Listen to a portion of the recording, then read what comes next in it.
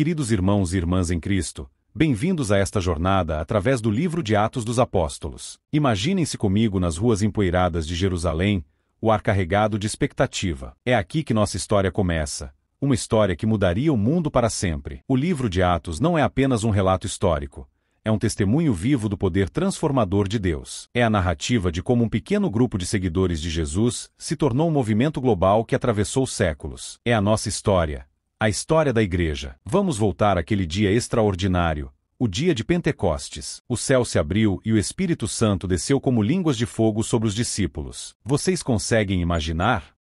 O som de um vento impetuoso, as línguas de fogo, e de repente, pessoas simples falando em idiomas que nunca aprenderam.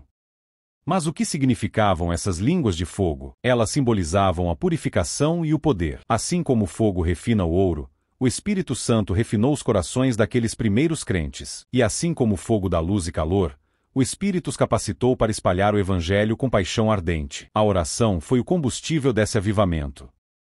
Os discípulos estavam unidos em oração quando o Espírito veio. E foi através da oração que os dons espirituais se manifestaram: profecias, curas, palavras de sabedoria. O Espírito Santo não era uma força distante, mas uma presença viva e ativa entre eles. E os milagres? Oh, eles eram abundantes. Lembrem-se de Pedro e João indo ao templo. Um homem coxo de nascença pede esmola.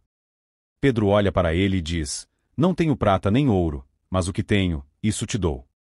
Em nome de Jesus Cristo, o Nazareno, anda." E o homem se levanta, salta e louva a Deus. Mas com grandes milagres vieram grandes perseguições.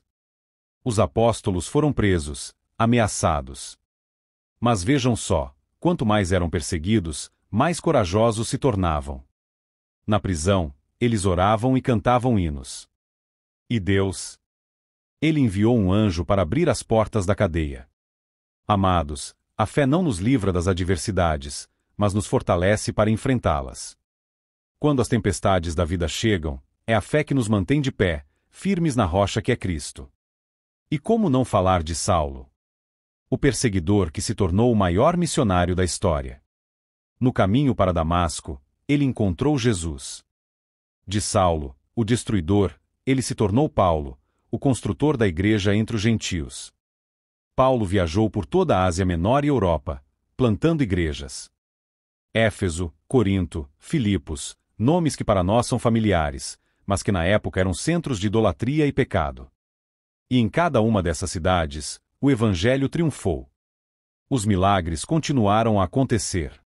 Lenços e aventais que haviam tocado Paulo eram levados aos enfermos, e as doenças os deixavam. A oração abria portas, quebrava correntes, curava enfermos. O sobrenatural era parte do cotidiano daquela igreja primitiva. E hoje? Será que podemos experimentar esse mesmo poder? Sim, 1000 vezes sim.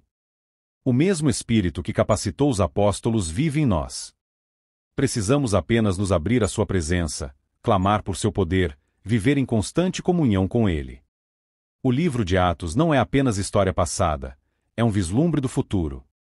As profecias cumpridas em Atos nos lembram que Deus é fiel às suas promessas.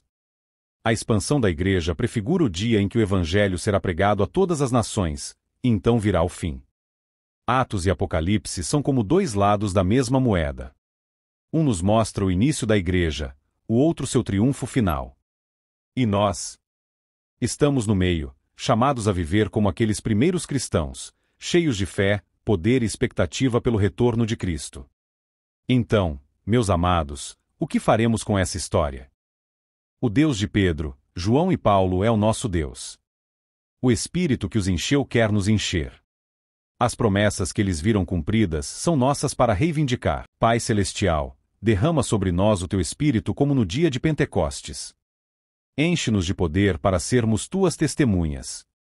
Que vejamos sinais e maravilhas em nossos dias. Que sejamos uma geração que vive na expectativa do Teu retorno. Em nome de Jesus, amém. Que o fogo de Pentecostes acenda novamente em nossos corações. Que sejamos a igreja viva e poderosa que Deus chamou para ser. O livro de Atos continua sendo escrito, e nós somos os personagens dessa história. Que Deus os abençoe e os use poderosamente. E veja também a parte 2, que é a continuação dessa história maravilhosa do Pentecostes.